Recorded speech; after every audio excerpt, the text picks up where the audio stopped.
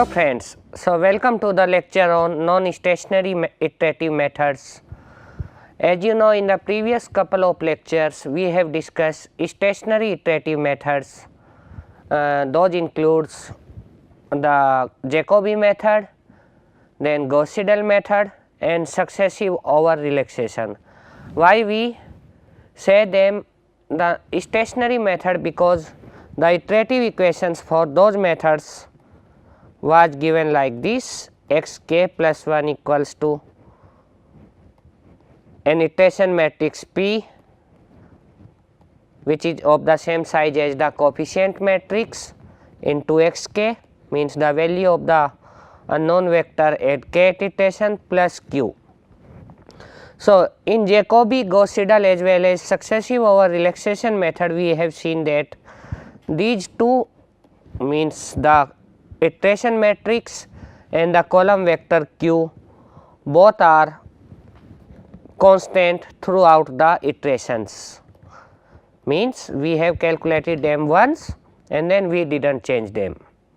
So, that is why we told them stationary method.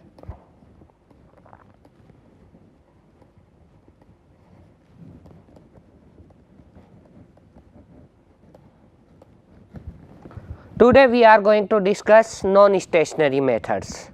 In general, we use these non-stationary methods for solving large and sparse linear system. So, consider a linear system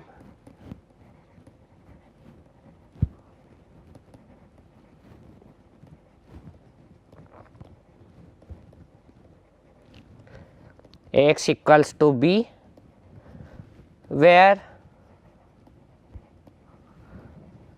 A is a n by n matrix which is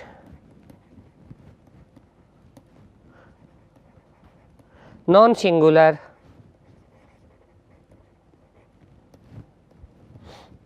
large, means n is quite large, and sparse. I will tell you what we mean by sparse matrices. Then the linear system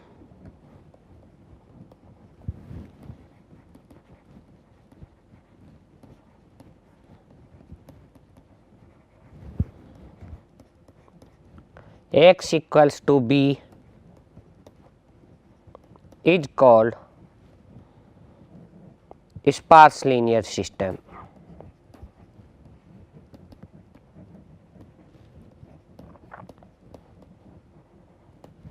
The stationary method, non-stationary methods, those we are going to discuss in next couple of lectures, are quite useful for solving such type of sparse system. Basically, these systems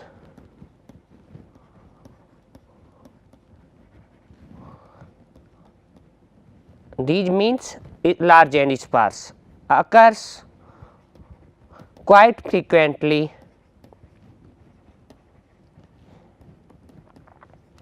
in engineering and science computations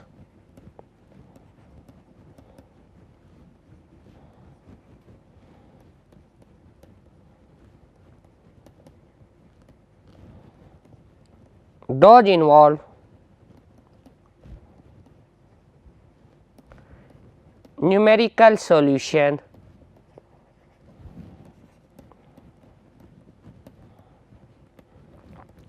of partial differential equations, means especially when you are applying finite difference method.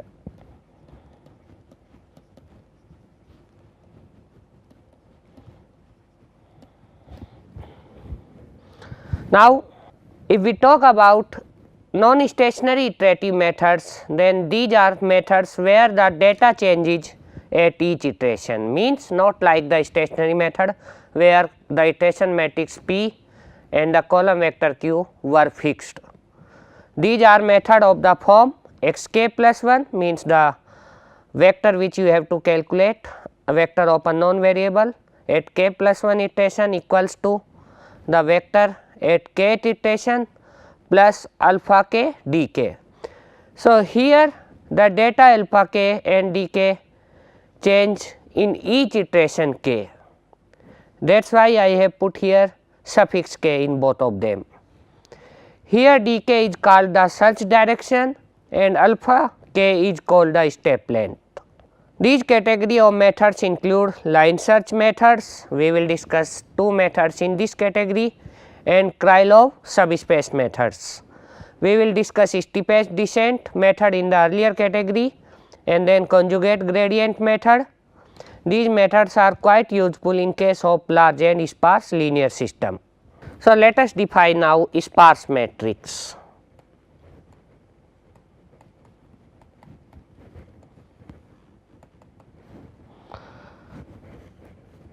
A matrix is said to be sparse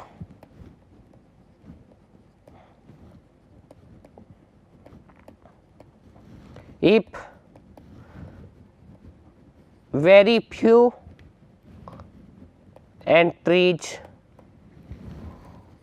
of it are non-zero. It means most of the entries of the matrix are 0 valued. For example, if we take a matrix A which is given as 0 0 3 0 4 0 0 5 7 0, then 0 0 0 0 and finally 0 2 5 0 0. Then it is a 4 by 5 matrix which is a sparse matrix, because here only 6 entries are non-zero. So, if I define the sparsity of this matrix, then sparsity is number of non-zero entries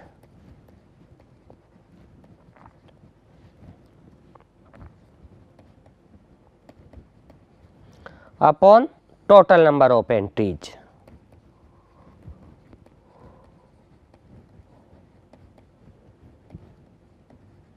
So, if I take this matrix, the sparsity of this matrix is, there are total 40 number of 0 entries, it will be 0 entries. So, there are total 14 0 entries here and 20 is the total number of entries in this matrix.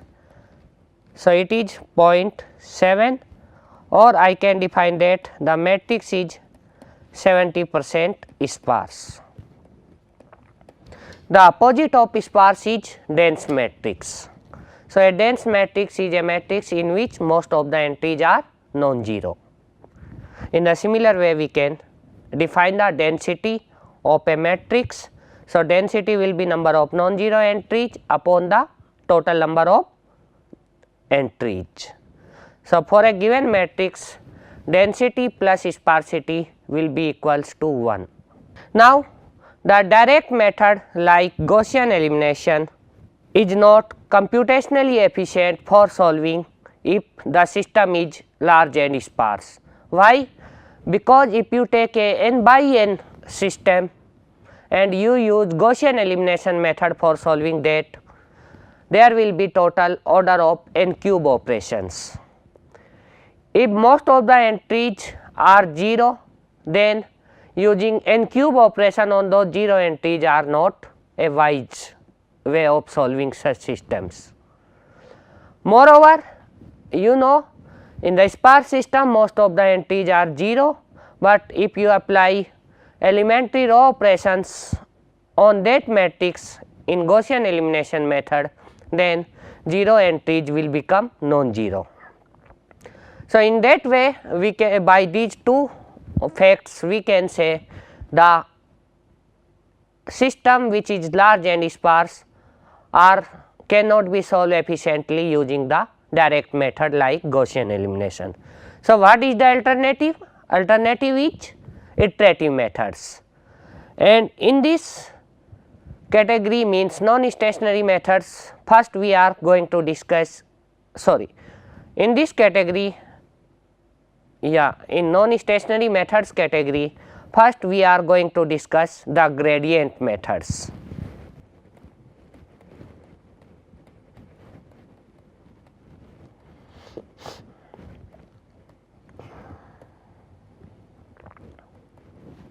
So, consider a quadratic form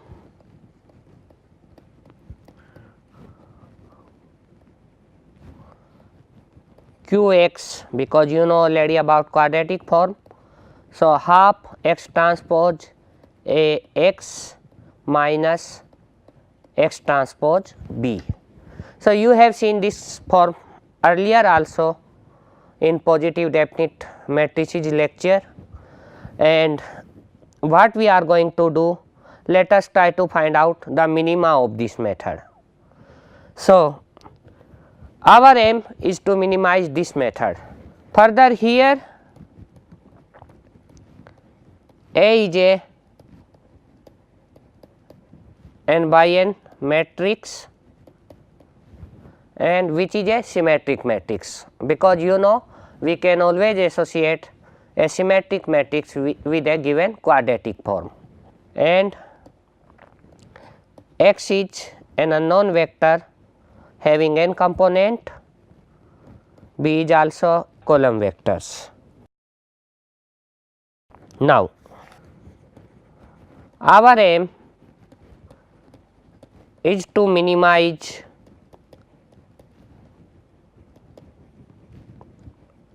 Qx, which is a function from Rn to R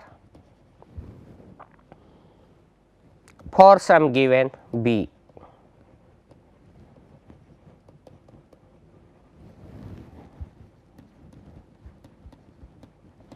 The gradient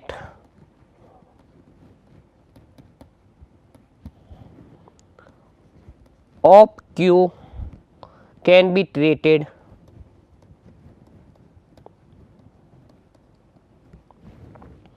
as residual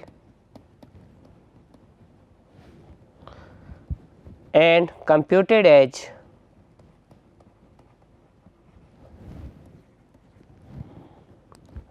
gradient of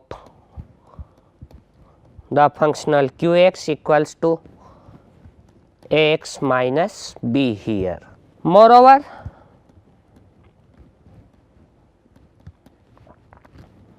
the Hessian matrix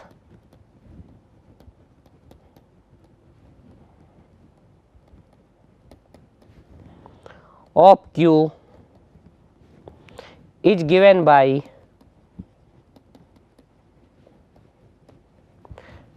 the Jacobian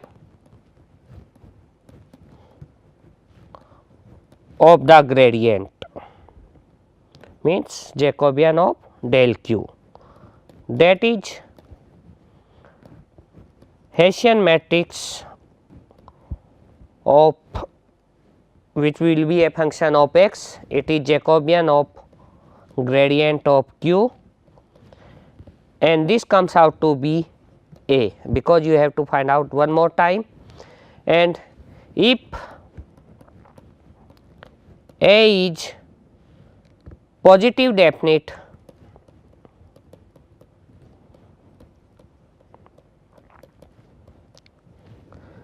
then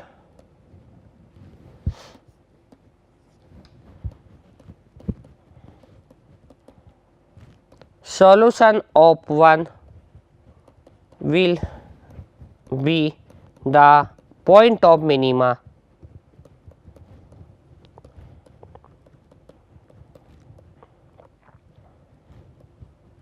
Why? Because A is positive definite. So, for second order derivative is positive here for the functional Qx. So, what we can claim, thus the functional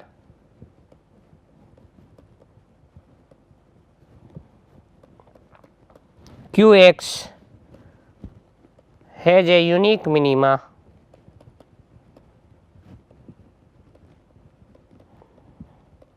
in case when A is positive definite, and if this minima at x star, the stationary point,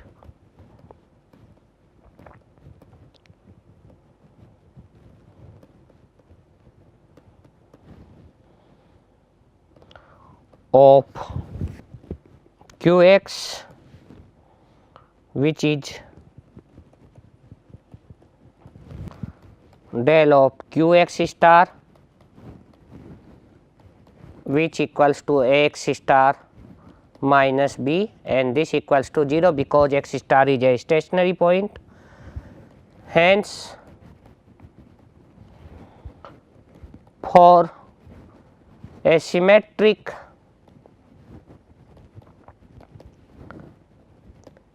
and positive definite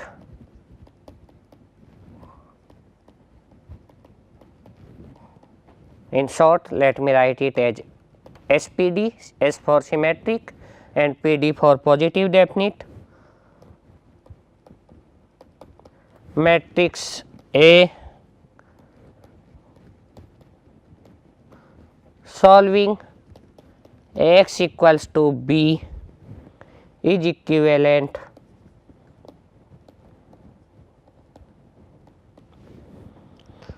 to finding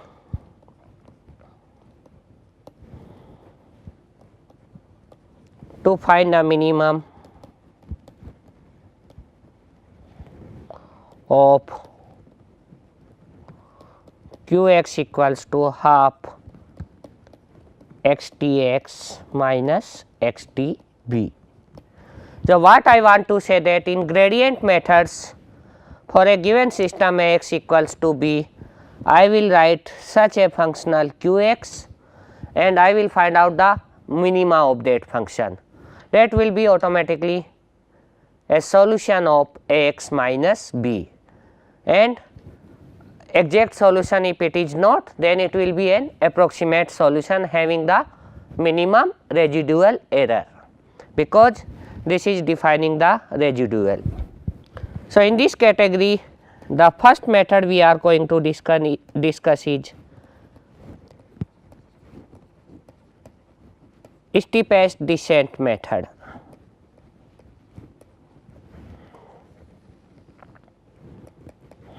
So, this method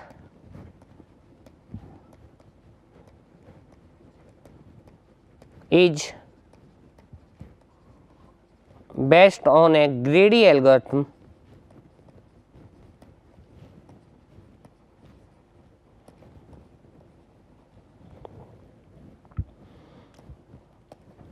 in that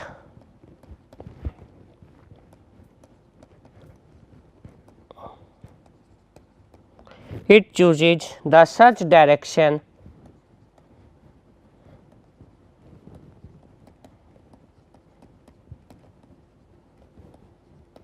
dk in the at the iteration k as the local direction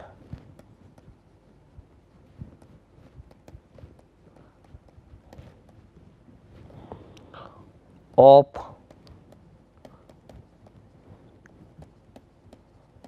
steepest descent, that is dk equals to minus del q x k, and this I define as the residual r k in kth iteration.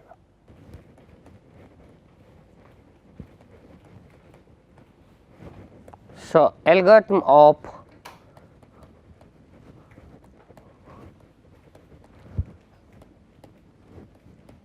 steepest descent is given in this way. So, it is algorithm for steepest descent for solving Ax equals to b.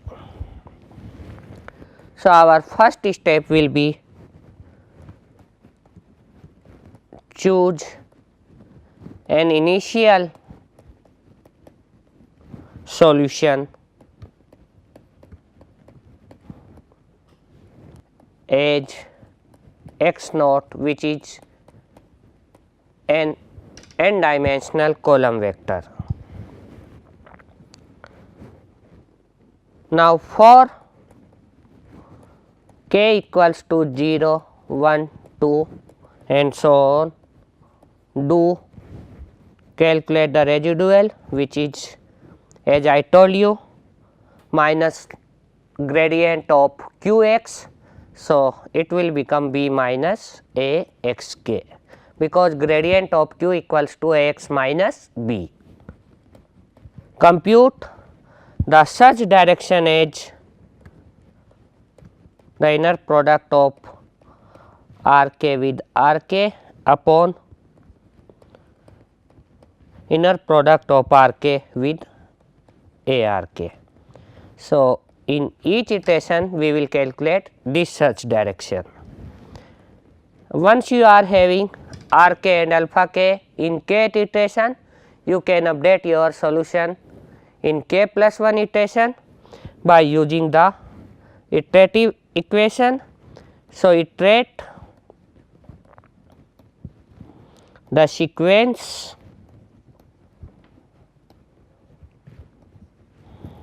of solution as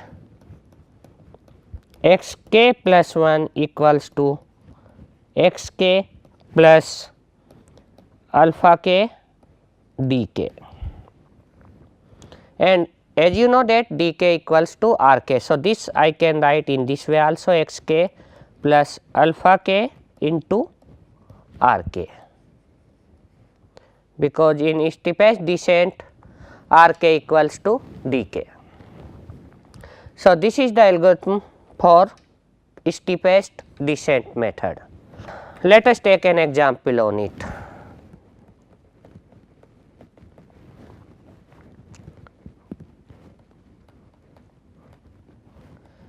Consider a linear system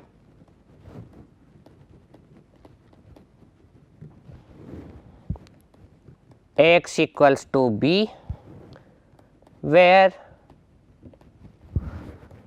a is given as 3 minus 1 1, minus 1 3 minus 1, 1 minus 1 3, and b equals to minus 1 7 minus 7. Now, can we use steepest descent method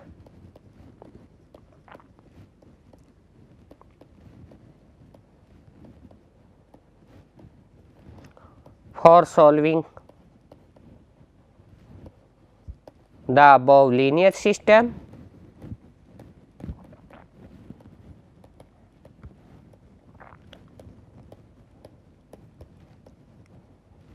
This is my first question, and the second part of this is, if we can use, if yes, compute first 3 iterations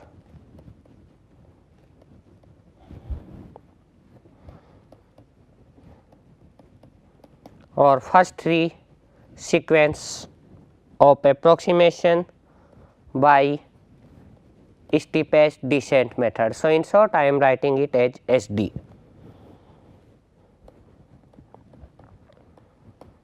Starting with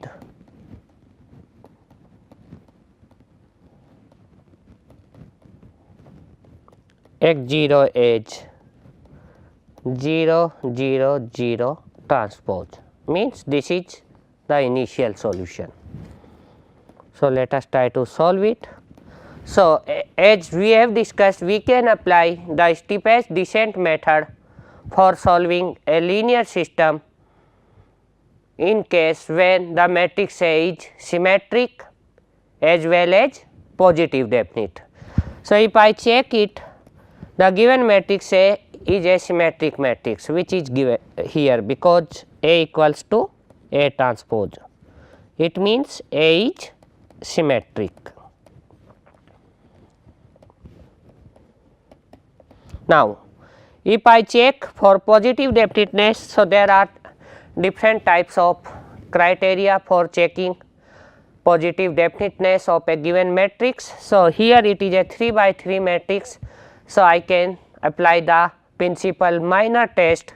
So, here A11 is 3, which is greater than 0. Now, if I check the next principal minor here, then it will be 3 minus 1 and 3. So, this comes out to be 8, which is again positive, and then determinant of A comes out to be 20, which is again positive. So, hence A is a positive definite matrix, and we can apply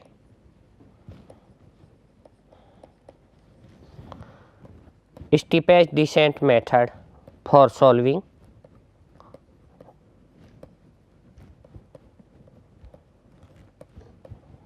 Ax equals to b. Now, let us apply this method. So, let us say first iteration k equals to 0.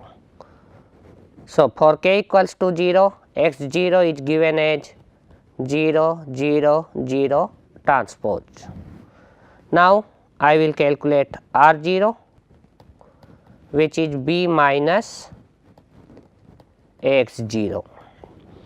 So, it comes out to be b is given as minus 1 7 minus 7 minus a.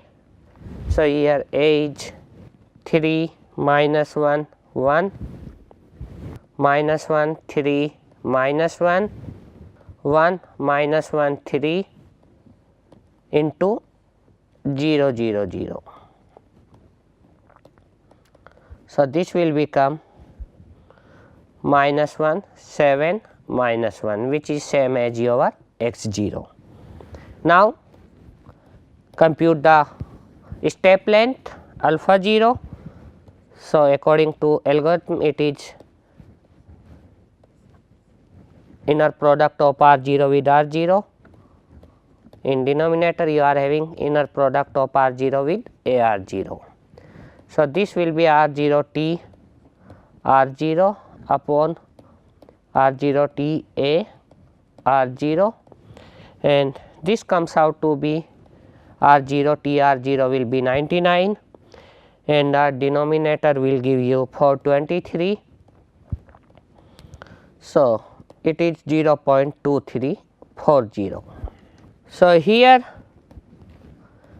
x 1 comes out to be x 0 plus alpha 0 r 0, and it comes out to be minus 0.2340, then it will be 1.6383, and then minus 7 into this. So, minus 1.6383. Now, calculate r 1. R 1 will become b minus a x 1, which comes out to be 2.9787, 0.2128, and finally minus 0.2128.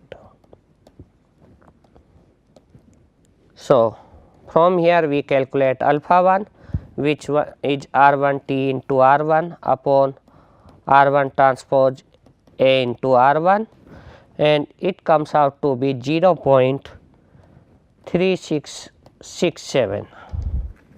So, then the second approximation means in the second iteration become x 2, which is x1 plus alpha 1 into r1, and it comes out 0.858, 1.7163, and then minus 1.7163. Then once you are having x2, I can calculate r2 residual in the second iteration. So, b minus a x2, and this comes out to be minus 0.1418, 0.9929, and minus 0.9929.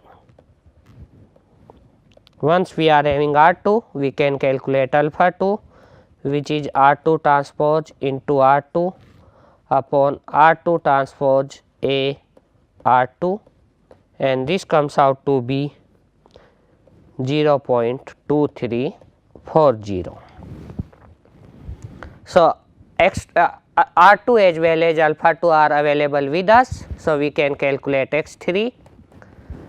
The approximation in third iteration, which will become according to the general scheme or iterative equation of the non-stationary method x2 plus alpha 2 r2, which comes out to be 0.8250, 1.9487, minus 1.9487. If I calculate R3 here, it will become B minus AX3, which is 0.4225, 0.0302, and minus 0.0302. The solution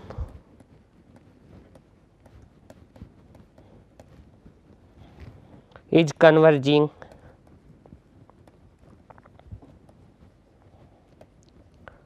and slowly, I will say here, towards the exact solution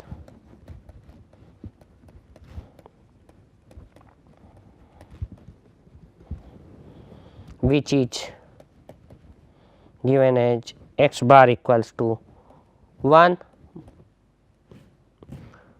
2 and minus 2. So, in this way we can apply the steepest descent method for a given problem. So, this method is quite simple. In each iteration you have to calculate the residual, or I will say the search direction, which is residual only, gradient of minus of the gradient of q, and the step length, which can be calculated from the search direction, and the matrix A. However, the drawback of this method is quite slow in terms of convergence. In the next lecture, we will learn how can we apply this method when the given matrix A is not positive, definite or symmetric or both, and how can we update or how can we increase the convergence of this method, means in what way we should take our initial solution so that we can have a faster convergence. So, these are the references for this lecture. In particular, reference 1 is quite important for all these line search method and Krylov subspecies method when you are solving large and sparse linear systems. Thank you very much.